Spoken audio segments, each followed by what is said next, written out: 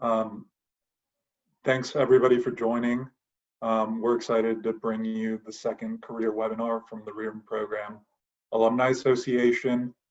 For those of you that aren't familiar, we're the Alumni Association for the Reardon programs. So for the high school, college to careers program and the post-college program that help underrepresented students and professionals advance in education and professionally.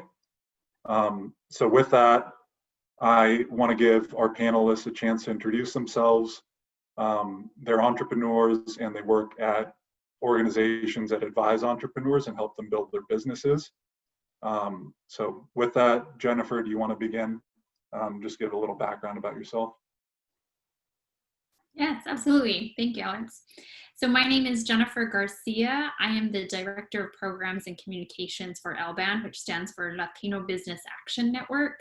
We are a nonprofit organization that partners with Stanford Graduate School of Business, and our goal is really to double the number of 1 million, 10 million, and $1 billion companies in the United States. So we focus a lot on Latino-owned businesses and helping them to scale their business. Great, thanks. How about Maria? Do you want to give your background now? Sure.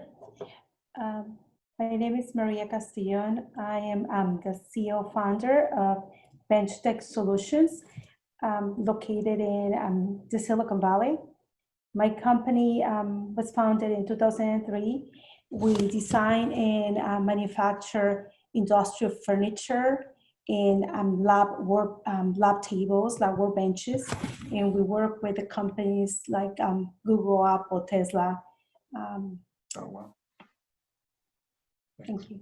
How about Ingrid? Do you want to give your background? Sure. Hi, everyone. I hope everyone's having a wonderful day. My name is Ingrid Marielos Marthy, and I am the director of the Women's Business Center and our South of Market programs in San Francisco for the Renaissance Entrepreneurship Center. We are a nonprofit that focuses on helping people from disadvantaged communities start, expand, and really reach their goals as entrepreneurs. Thanks. How about Alejandro? Do you want to give your background now? Yeah, my name's Alejandro Cuadra. I opened Urban Barber College in 2012 in the Bay Area in Concord, California, a second location in San Jose, 2015. And recently we became accredited by the Department of Education. And that's it. Okay, thank you. And then last, but of course not least, Claudia, do you want to give your background now? Yes, I will start that. I'm also volunteer with Alex for the Reardon programs as a VP of community engagement. So this is like a bittersweet crossroads from work and doing this webinar with Reardon. So I work with Small Business Majority. We are a national nonprofit where we focus on research, education, and advocacy. So I would like to compare us. We focus on small businesses, and when I say that, it's really 100 and fewer employees. And when you look at the state of California, that's about 98% of the businesses in the state.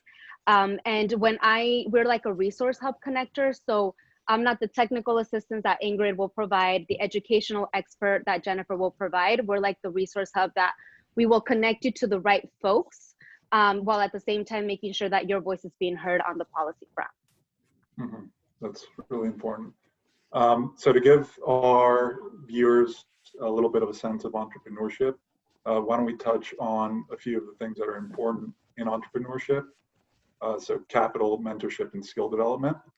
Why don't we have Ingrid talk a little bit about how you help entrepreneurs get access to capital, how you advise them, and then how you decide which entrepreneurs need to be connected to what type of capital source. Absolutely. I think entrepreneurship is such a beautiful journey, and it's a very unique journey for each individual. And what we do at Renaissance is really prepare our entrepreneurs for different aspects of what owning a business entails, not only teaching them the technical side and setting up systems and processes. But in order to run a business, you definitely need capital. And when you come to Renaissance, what we really focus in is really listening to you and to your business and giving you an assessment of what you need to do in order to move that business forward.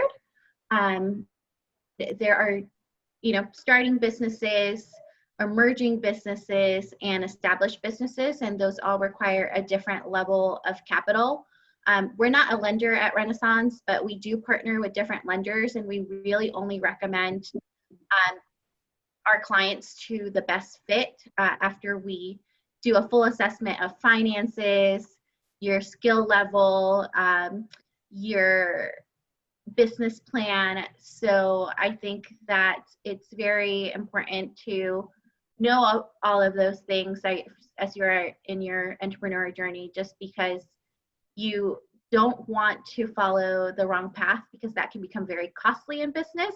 So if you are thinking of pursuing entrepreneurship as a journey, or you have some questions, definitely check out some of the really great resources that are available to you for that one-on-one individual attention.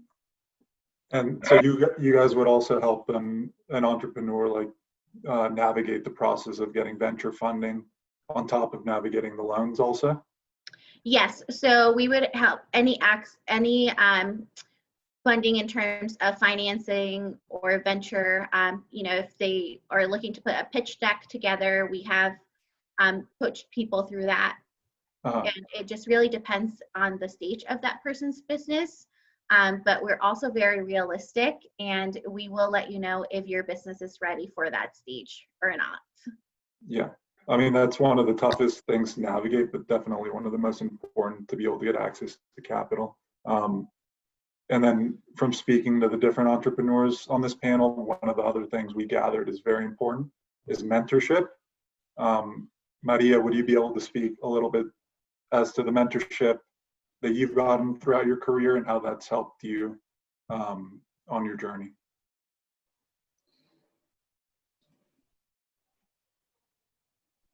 I think you're muted. There we go. I think my success, getting here after 17 years, I think always my mentors. And since early on, actually before I even started my business, I was guided by a great mentor. When I started the business, I had to find mentors. I had to find, a place where I can, officially go and get a mentor, which I was fortunate to know that it was a center, San Jose Business Center, that I went and got a mentor, which guided me to gaps that I needed to, that I was lacking knowledge in my business, like how to get the right support, the right mix of employees to support me, how to manage my time, and lead me into also network organizations that helped me to find also business colleagues that we were able to connect and exchange, our downs and ups of starting a business, which is the tough time is when you need the most to, from networking, from mentors. And my mentors, like I said, always encourage me. I will, maybe be sometimes, very desperate about a decision that I had to make, and picking up, knowing that you can have someone to pick up the phone and call them, and people with experience in the business, in industries. It doesn't have to be my industry, but overall in business, it was a blessing. So I always encourage any new startup or someone who wants to start a business, or even before that, I think it's just through school, get yourself a mentor. I think a lot of people would love to be mentors, and help the newcomers. Have you found most of yours through official programs, or do you have some mentors that you've just found by talking to peers? Is that an active mindset that you've had to find mentors?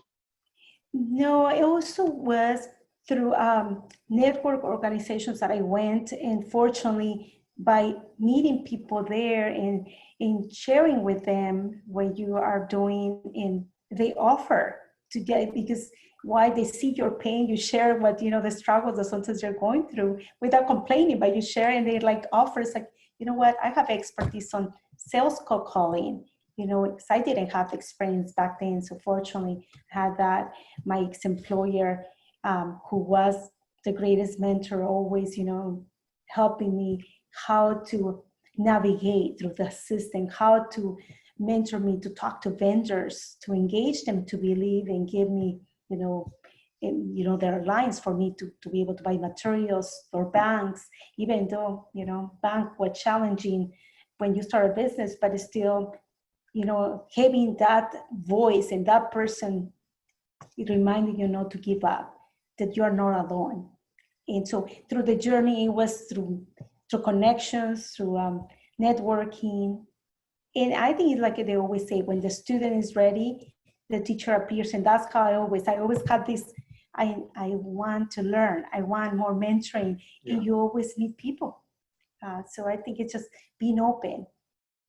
No, that's super important. Jennifer, do you want to touch a little bit on skill development? I know you guys do a lot at LBAN.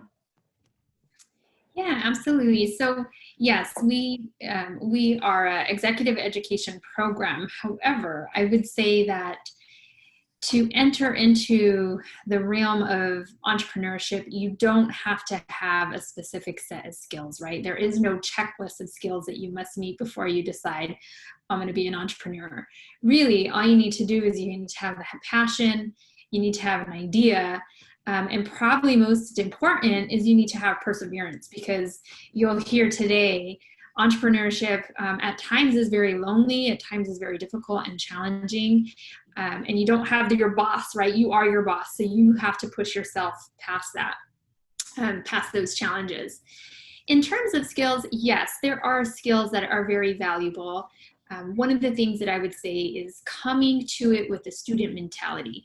I love what Maria just said, like when the student is ready, the teacher appears. You're going to have to learn. You're continuously learning throughout your journey. So if you embrace that student mentality, you will learn so much along the way. On the flip side, it's perceiving that you already know X, Y, Z. So really wanting to learn and putting yourself in a position to learn.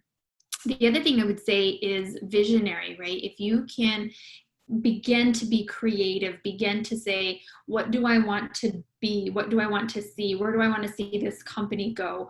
What do I want to develop? Any type of projection, creativity, and what we call visionary, really casting out that vision for the future is important as an entrepreneur, because your company depends on it, your employees will depend on it, and you yourself will lean towards your own vision that one day was very clear, and some days may not be as clear.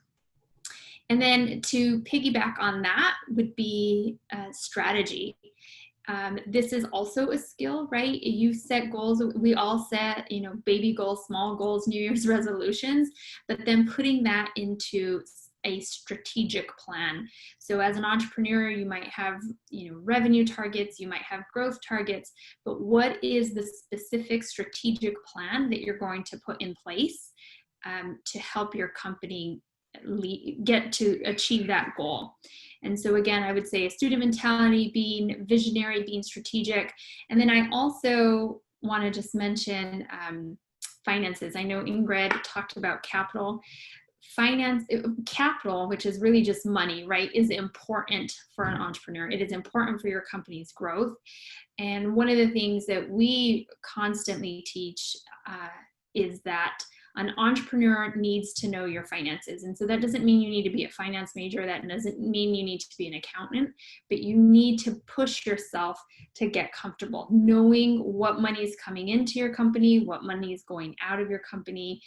There's a whole slew of things that you could really become proficient on within finances, but I think those are, really important for entrepreneurs. And that's something that you guys train the entrepreneurs that are involved in the seminar that you guys teach?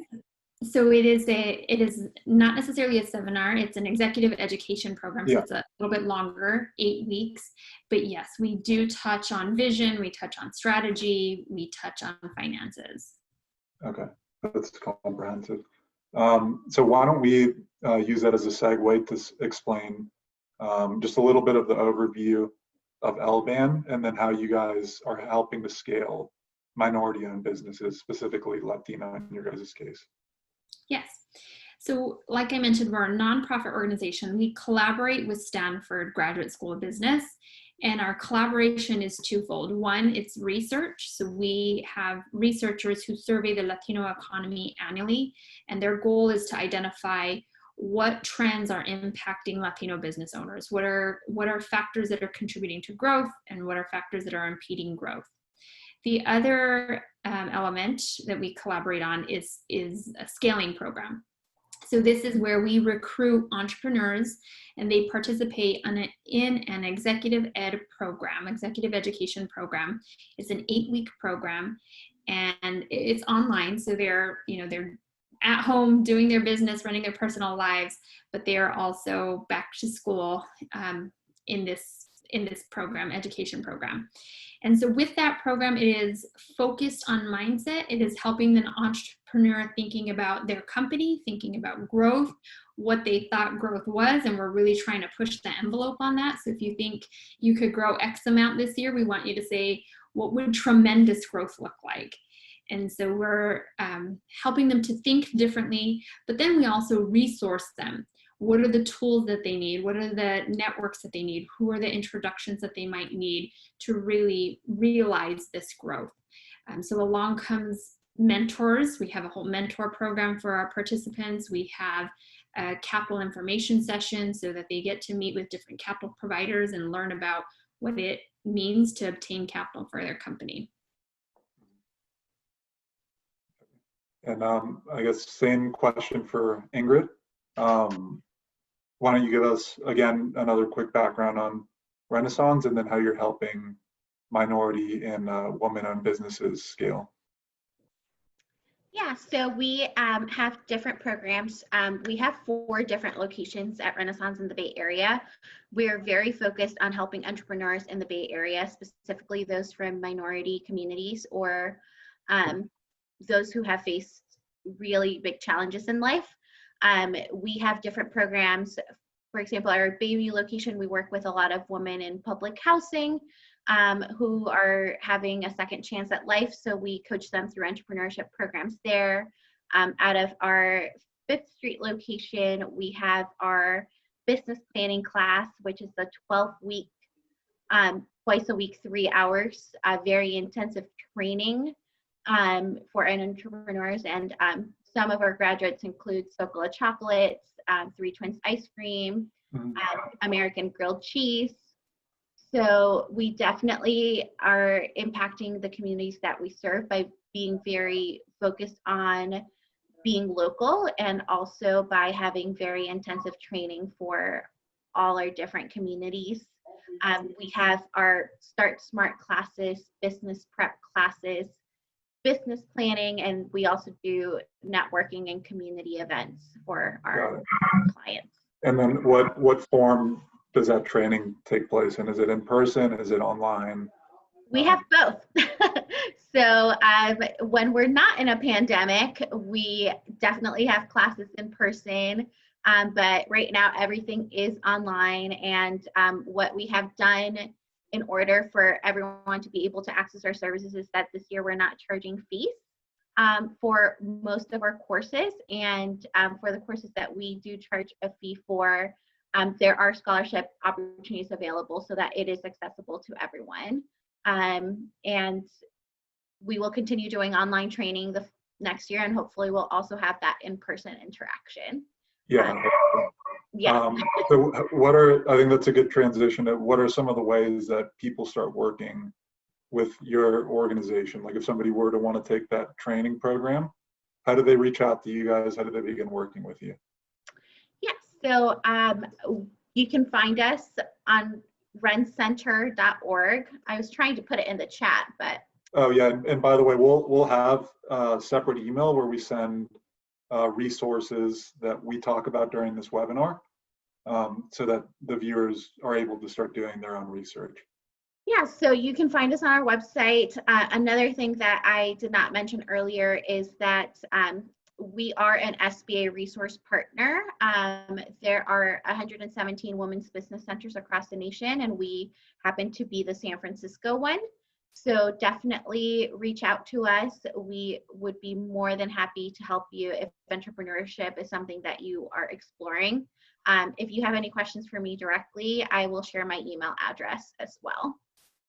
Okay, perfect. And then Jennifer, same question for you. How do people start working with you guys? Is there a certain threshold size-wise for the company, or? Yes, thank you for bringing that up. So we focus on scaled companies, and the way we define scaled companies are companies that have reached $1 million in annual revenue or greater for the prior year. So we recognize that it's a little bit, more mature companies that meet that threshold. Anyone that is interested, that meets that threshold, that is interested, you can go to our website, and I'll put that in the chat, but it's just lban.us. And we have our application on our website as well. And then what are some other groups that people should have in mind or that they can work with before they begin working with LBAN? And then as a follow-on, what are some similar groups that might be not city specific, but might be in other locations in the country, or not focused necessarily on Latinos only? Right. So, we get lots of interest from entrepreneurs who maybe don't meet our threshold in terms of size of the company. And so we're always pointing them back, specifically because what comes to us is Latino business owners. So we're pointing them back to the United States Hispanic Chamber of Commerce, that we partner with them quite frequently. But any Chamber of Commerce really would be a great resource for you. Additionally, I know there's regional program. Actually, one of the nationwide programs is SCORE. SCORE provides free mentorship. So you can take a look at that, and it's topic specific. So perhaps you need a mentor in marketing or sales or finances. You can reach out to them. Again, a free resource.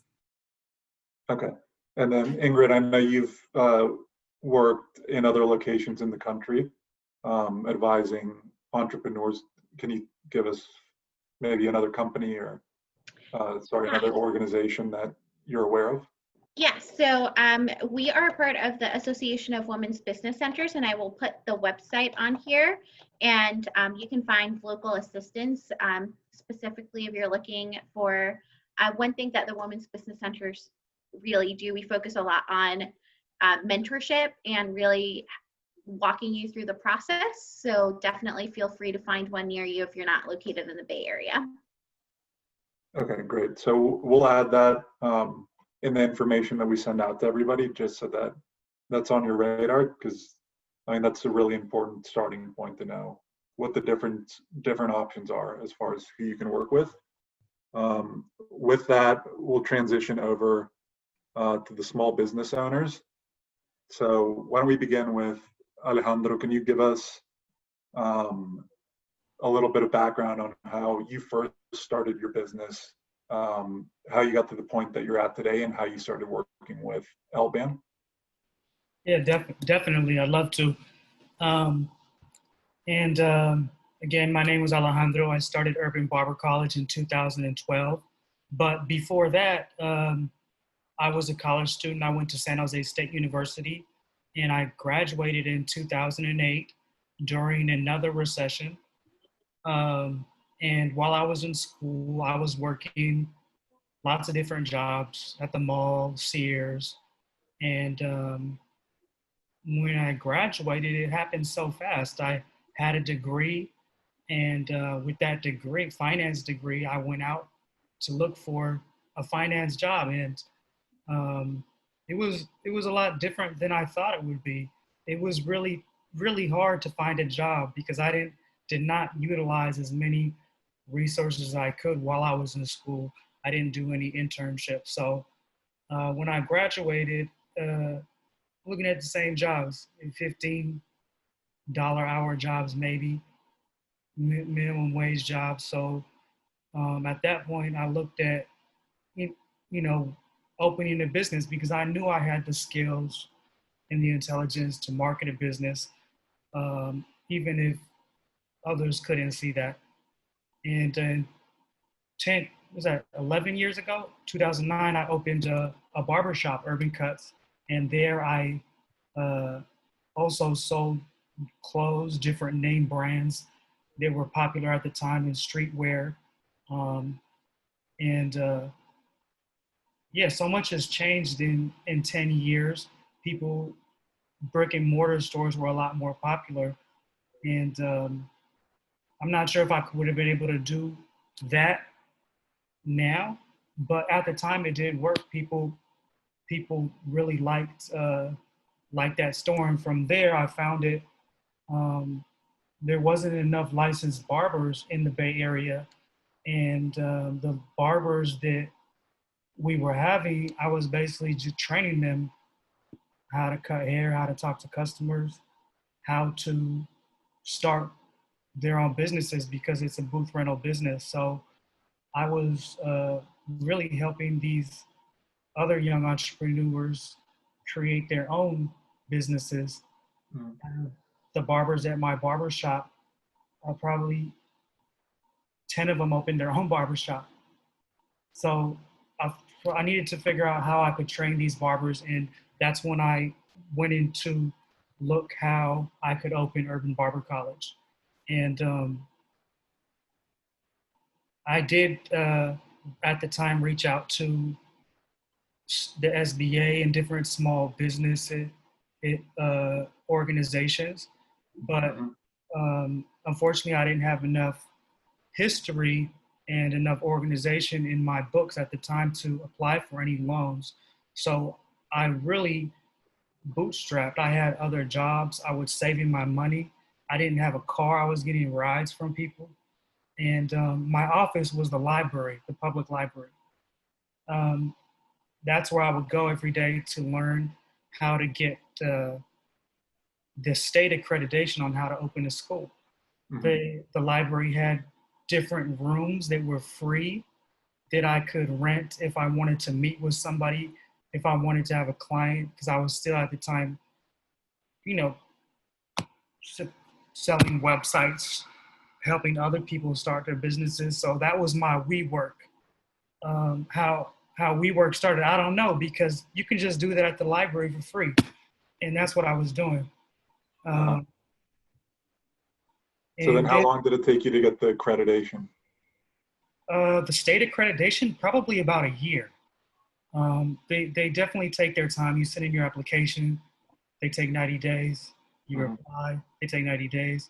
Pretty much how any government facility works. So probably started that in 2011. In 2012, I was finally able to open Urban Barber College. And from there, it was a whole new experience and job. As an entrepreneur, it's a job. You know, you don't ever want to put down people that say, oh, they work 9 to 5. Oh, that's all you do is work 9 to 5. Well, that's easy. Sometimes as an entrepreneur, when I opened Urban Barber, sometimes I wish I could just go work 9 to 5 and then go home and not worry about anything else. But as an entrepreneur, it's always with you, right? 14 hours a day. And when you're sleeping, you're probably dreaming about it too. So it's a lot more. It's a 9 to 9 job. And then learning along the way, there I was joining different business organizations, the local Chamber of Commerce, to do a grand opening ceremony. Every local Chamber of Commerce will do a ribbon cutting for you. And that's a great resource to get out there, to get in the newspaper, to take some pictures with some scissors. It's all a lot of fun. And also going to different industry mixers is really important when you're learning about your industry or trying to grow your business. When I had my barber shop with the clothing store, I was going to a show called The Magic Show. It's in Las Vegas every year. That has all the different clothing brands from around the world, from Louis Vuitton to streetwear clothes. And from there, I was networking, meeting different music artists. I was getting music artists to shout out my store on video at the time. Yeah, I had a video phone. We didn't have Instagram at the time, but there was MySpace and YouTube. And I had a YouTube channel that really helped the growth of my store. Again, that was free as well. So focusing on the technology. Yeah, the YouTube. I had Paul Wall shout out my barber shop. Big. Gucci Mane did not want to get close to me, but I had a lot of other music artists, help promote my business. And from there, it really took on, a life of its own. And again, I'm stressing to use your resources, because there's so many things that you can do that are free. And I think I may have been one of the first generations that you could do that. You could leverage YouTube, you could leverage MySpace, you could leverage Facebook, and look like a big company. People thought I was a big company, and I was getting rides from people. You know, it's crazy. And I actually, when I started, I paid for an ad in the phone book, and now people would never even think about doing that. But that's how people used to advertise business, and that costs maybe $1,000. But what the work that I did utilizing social media at the time was so much more important. And then I carried that over to my barber college, and I continued to grow from there. I saw that people were doing beauty and hair shows, and to launch my barber college, I actually threw a barber battle at my school.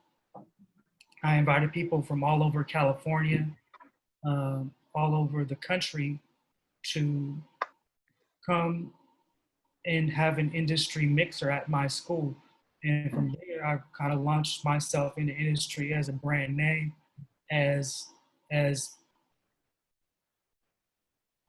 someone known around California, and bigger than that.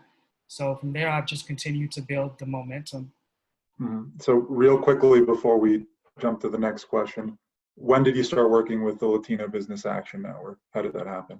That was more recently. That was last year, which seems like a long time ago. So that was after I've been in business for 10 years. I saw an ad in my local Chamber of Commerce, and I thought, hey, I'm happy with the way my business is going, but I would like to grow more and learn more. So I applied with LBAN, and luckily I was accepted. And one of the things that really helped with becoming a school was when I applied in 2012, they required reviewed financial statements. And having reviewed financial statements, when I wanted to open a second school in 2015, I went to the bank and gave them those reviewed financial statements, and that is what actually helped me get a loan to open a second school. And that was the first time I had gotten a loan after 6 years in business. And being organized is really important. So now with my national accreditations, I get audited financial statements, and having that kind of financial organization is so helpful to succeed, to gain access to capital and resources. And that's how I got into LBAN, because they require a certain level of revenue, and you go and reply and they say, okay, prove it. And you have to prove it. You can't pull out some receipts on paper. You have to be organized. Be organized.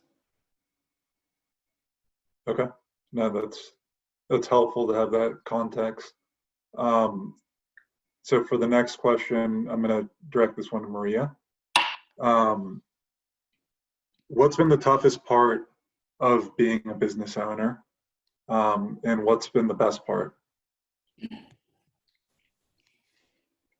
The toughest part, being a woman, Latina, and having a manufacturing company in the Silicon Valley where the majority of my customers are male, directors of manufacturing, CEOs who are starting the companies, engineers.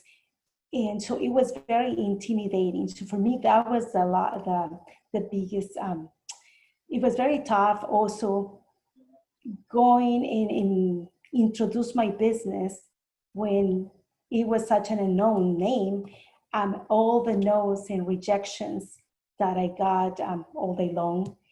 And it was challenging, and even though it was tough and challenging, it was what it pushed me. It was like it injected me that drive. No, I'm going to continue with the dream, and I'm just going to prove mainly to myself. But I think it was what it was also having the support around and seeing that somehow some yes, they were like, if I got 10 no's, if I got 2 yes, that was like a big thing for me. So fortunately, so that was mainly the tough part. Also not having business degree, any kind of formal education. We only having a high school diploma, high school education from Mexico. And here taking business classes here and there, trainings, SCORE. I went to SCORE to some of their courses here and there that they had, trainings. So it was a tough trying to juggle between, being able to not to be intimidated, almost like feel the fear and do it anyway. That was like nerve-wracking. Before a meeting, I had to sit down in the car, breathe in. So otherwise I would be really nervous. The communication back then, it was, right now it's not 100% great communication in English, but back then it was, fortunately, that didn't also stop customers for trusting me and doing business with me. But yes, I think the biggest tough part was me, my insecurities. Am I going to make it? Especially during that time that I started the business, was during that downturn in the economy, that dot-com crash, which it was not too much happening. However, I focused on the emerging companies, which it was biotechnology, and that helped me a lot to start my journey. So that was the top part. And the best part, that a lot of those no's turned into yes, and now those customers that actually rejected me so quickly, said, no, I don't know your company, I'm doing business with the competition. They've been my customers for 17 years. They've been referring me customers. I end up in this company, the biotechnology company, by that person that always say no. The companies, I always say, approach him. He always got a lot of orders when you buy and set up facilities. So I got to meet one of the directors of engineers who he needed furniture for his lab. He ended up at Tesla when they were only 18 employees. He called me up and said, I'm in a new startup. You need to come 30 minutes early because you need to sign all the non-disclosure agreement. We have something really cool, and work with us on pricing. So that was my start with them. It was just so, the best part is seeing, is starting from, like I said, from nobody knows about my company, and to ending up in the 500 Fortune companies and growing with them, serving Tesla from all the facilities that they've been going from Palo Alto, Fremont, Sparks, and now also shipping to Buffalo, New York, which I traveled to Buffalo last year. They wanted me to go and assess the facility to see what kind of custom material handling carts we would do. And the best part is going in there and seeing your furniture, industrial furniture all over the lines. And that's something that everything that I went through, all the hard time, the pain, the insecurities, is just very fulfilling. And especially, the best part is bringing the mix of employees that being, we empower each other. They empower me. They always, hey, how did it go? We always come victorious. Always, I think it's just being great to be able, like I said, through the mentoring and learning, that's the key, bringing the right people to support you. So, you know that when I go and talk to customers, I know we will deliver. So that was the best part. Okay, thanks. And then real quickly, because I want to leave time for Claudia to speak, and I want to leave time for a Q&A. So what's something that you wish that you knew when you were beginning your business? And then same question for Alejandro. Well, I wish I knew how to say no to customers. I used to say yes to everything. I think I just didn't assess sometimes requests that it got me into they didn't know how much trouble I had to go through, but I wish I would know not to be afraid to say no. Right now, this is not within our core business. I will have to decline this project, but I appreciate I can guide you to to another company that I know that they can help you. And now I know how to do that, which they appreciate very much. But back then, I was like, yes, I can do that. And it was this fear about them not wanting to, coming back to working with us. So that I guess that makes sense at the time, but I mean, in hindsight, yeah, that is an important skill to have. Yes. So then same question for Alejandro. What's something you wish that you knew when you started your business? Something I wish I knew when I started my business is to focus on what's important, or focus on one thing. As an entrepreneur, someone who considers himself an entrepreneur, sometimes it's easy to get distracted and do a lot of other things. Try to start other businesses, try to start multiple businesses at the same time. And you have to really hone in on what's bringing you success and focus on just that. And stop playing around, stop playing games.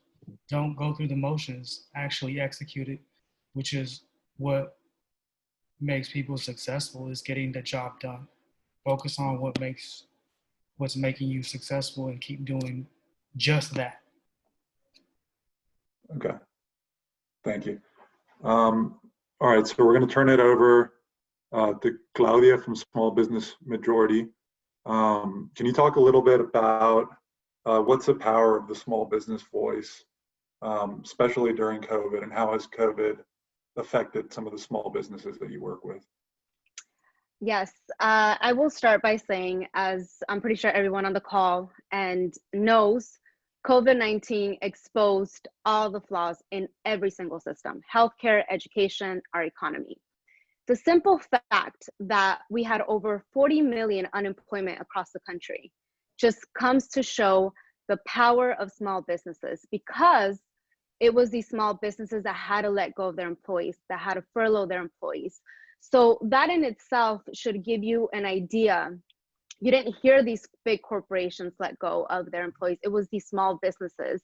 So that in itself, it just comes to show the power of small businesses in our economy. And then we can go into local pieces.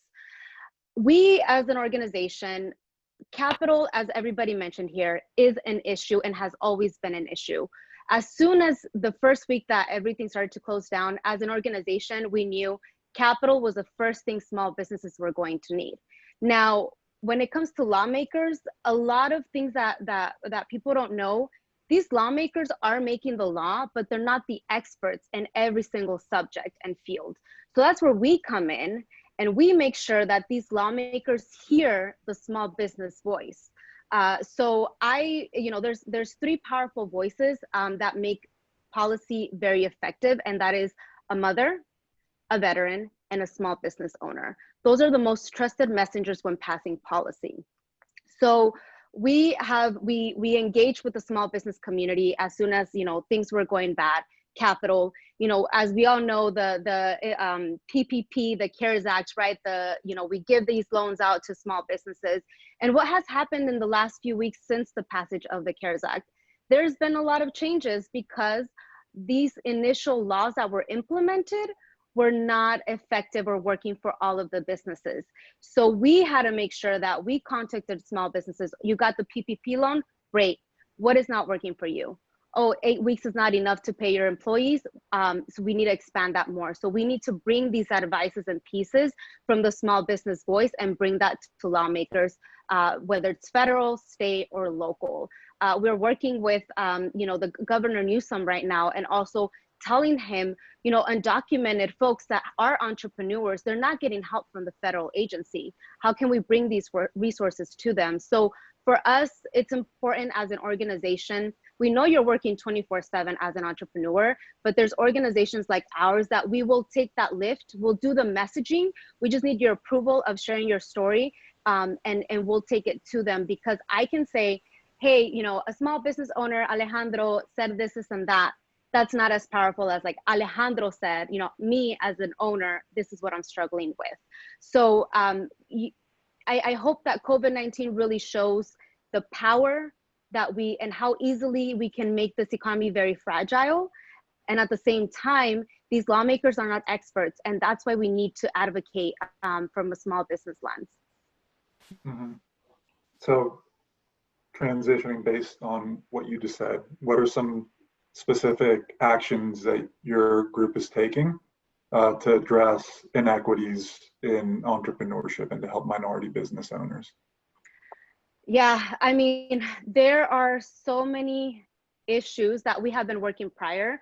And I think now one of Newsom's cabinet members said, COVID-19 is a great opportunity to reshape policy to make it more equitable. And that's where we are trying to think very revolutionary of what that looks like. Now, capital, right?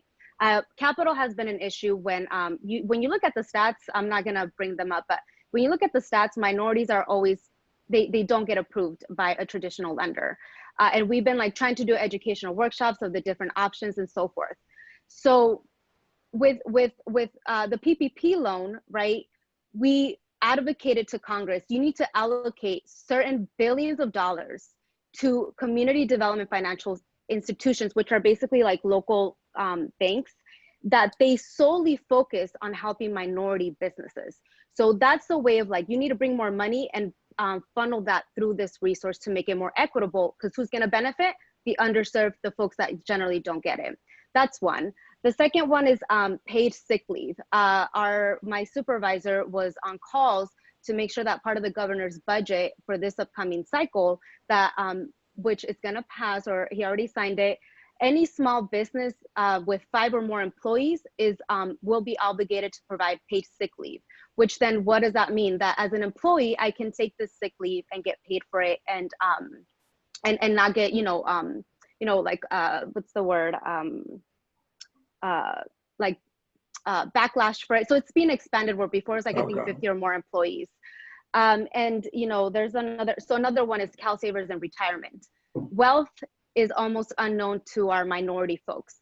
And there's a new statewide retirement program, which basically is at no cost to the employer. You give that to your employees and they start putting money into an IRA account. So those are pieces where we are heavily involved, that it's a full package. Healthcare, providing healthcare to your employees, savings, retirement, paid sick leave, all these different components is really how you build a wealth of benefits to your employees, and you keep them and retain them and strengthen the workforce. Mm-hmm. Yeah, absolutely. So with that, I think we're going to open it up to questions to anybody that's on the panel. So if you haven't already, you should have the ability to leave it as a comment if you go to the Q&A feature on the Zoom app. And I'm just going to go through and try to find some questions and who they're addressed to. I'll read them off.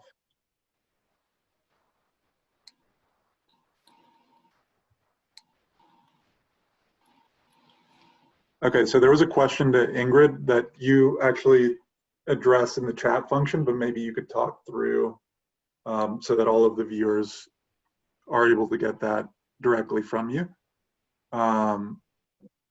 Yeah, so Jason asked if there were any coaching opportunities to support folks in managing stress.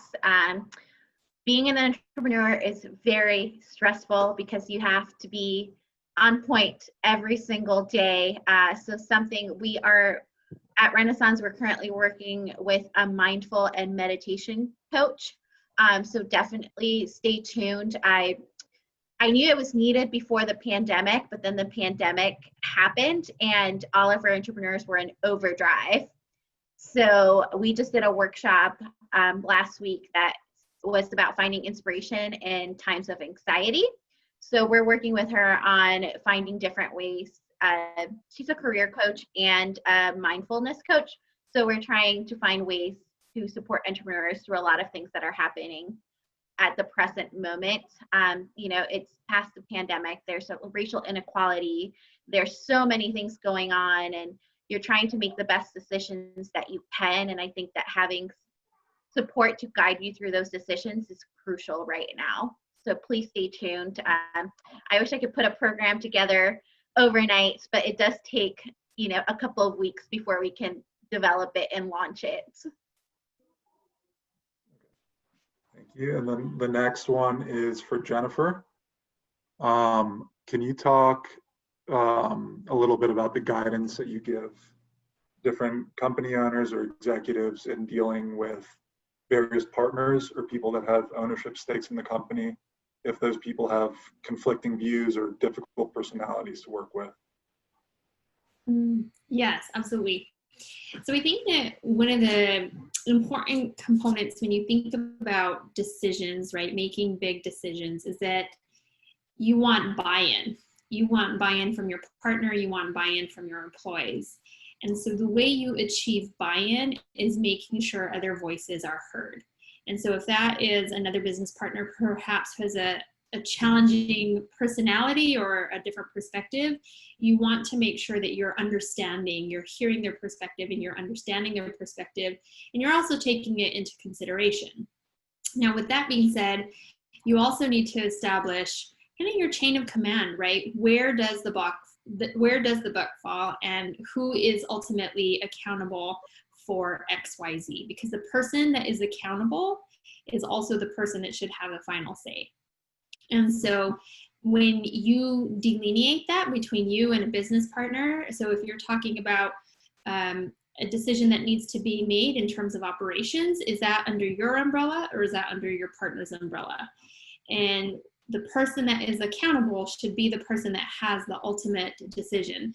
Now, I think it's really important to take in, and I think that you should also seek out different opinions and different perspectives. It's an easy road to bring on people that think like you, that agree with you, but when you do that, you miss different perspectives, you miss different opportunities. So it may feel difficult having a person with a different personality on your team, but that could be a really good thing, right? They're giving you insight to, or a perspective that you do not see. And so seeking those different perspectives out is important, making sure that their input is heard, because ultimately you do want buy-in from them when you do make a decision. Hopefully that helps. Yeah, I think that makes a lot of sense. Let's see, the next question is, I think, just to the general panel, and it's asking regarding mindfulness. The question says, I keep hearing that term. Are other businesses and organizations adopting mindfulness techniques for their office? So maybe we kick this one over to the small business owners. Is this something that you guys are doing? Maria, Hello. Yes. Actually, always, as a business owners, we have all the responsibility on shoulders. From the day it was announced that we need to be in shelter, it was panic, for us as business owners. So I have to, for us, we've been working actually for a while. We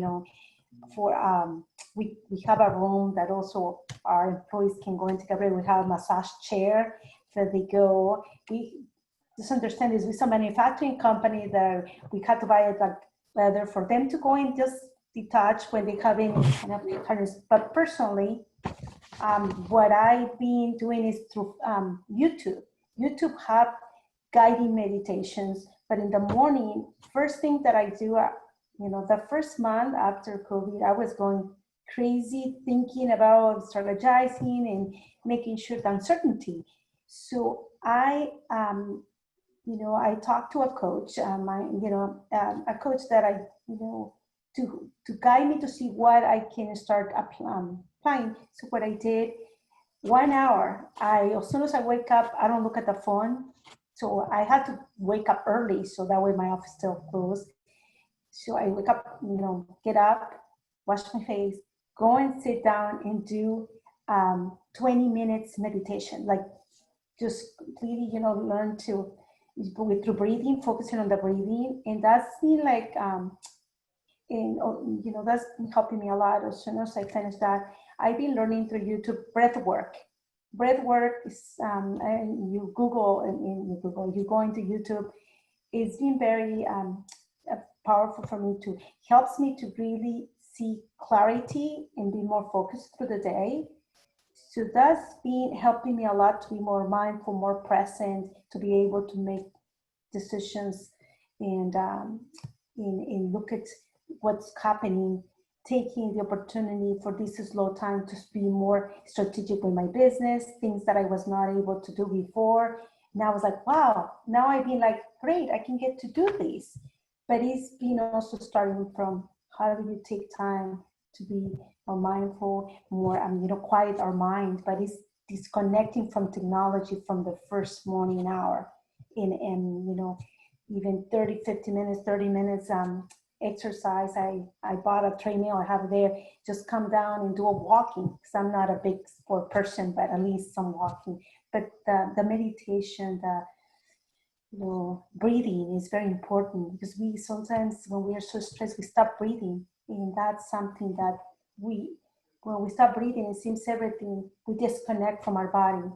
We just in our head can start playing lots of tricks, making us feel so fearful about the situations. And it's really good to start working on connecting our body with our head. It's just the whole body. I mean, that's probably generally pretty applicable to entrepreneurship, just knowing how to calm yourself down in times that are going to be stressful.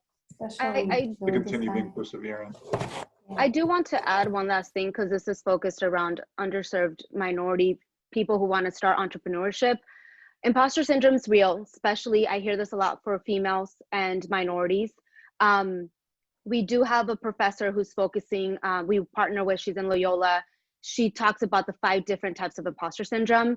So it's important to know that you need this level of support. There is that help, because you will burn out, and you need this to support and push each other through. Especially, I've heard so many stories of like, I'm the only woman, I'm the only like Black woman here, and they don't take me seriously, so I need to be more aggressive.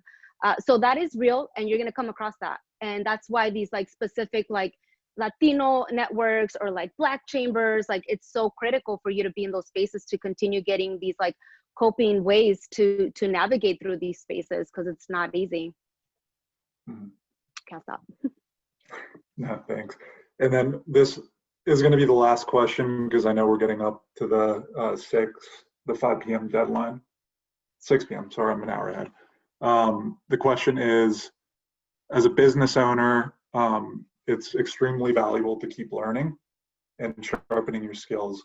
What are some books or some courses that you've recently read or taken that you feel have helped you sharpen your skills? And this is open to anybody or everybody, whoever wants to answer it.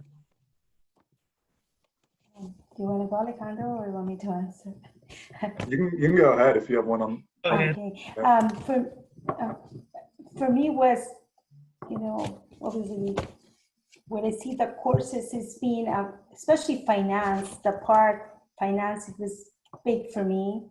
And so attending, there is so many courses held in the area, but looking at, I think it's just, in business plays a big part. Having, like Alejandro said, our finance in order, but learning through these trainings, like at Stanford, the LBAN, for me was transformation. In the 2 years, I've been able to have everything in order that I didn't have I had it before, but not in the level that I have on my finance, being able to raise capital, to buy real estate for my business. So I think those small steps about taking those small finance courses is very pivotal in my business.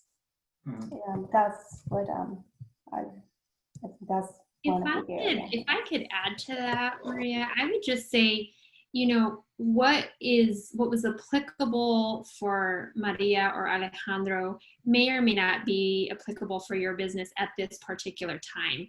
And so to answer that question is, what is the right book or what is the right course? I would say, what does my company need right now? Where do I need to be upskilled? What do I need to learn? And if you ask yourself that and can give yourself an honest answer, then that will guide you in terms of the right course or book that you should reach for. Yeah, I think Jennifer definitely has a good point. Everybody is going to have a course or book that speaks to them differently. Me personally, a book that I really liked and changed the way that I think I've done business with the most is a book by Jocko Willink, Extreme Ownership, How U.S. Navy SEALs Lead and Win. And this book spoke to me because it was extreme. He's talking about extreme situations that he's been through. And it was at a point in my business where I needed to take more ownership and I needed to take more responsibility and stop playing and going through the motions, but actually execute and succeed. And that book spoke to me because I'm not an athlete, but I go to the gym every day. I go boxing every day. That's kind of how I do my meditation, is boxing. And I got a Peloton recently. I was making sure my girlfriend's not here because I talk about my Peloton a lot now.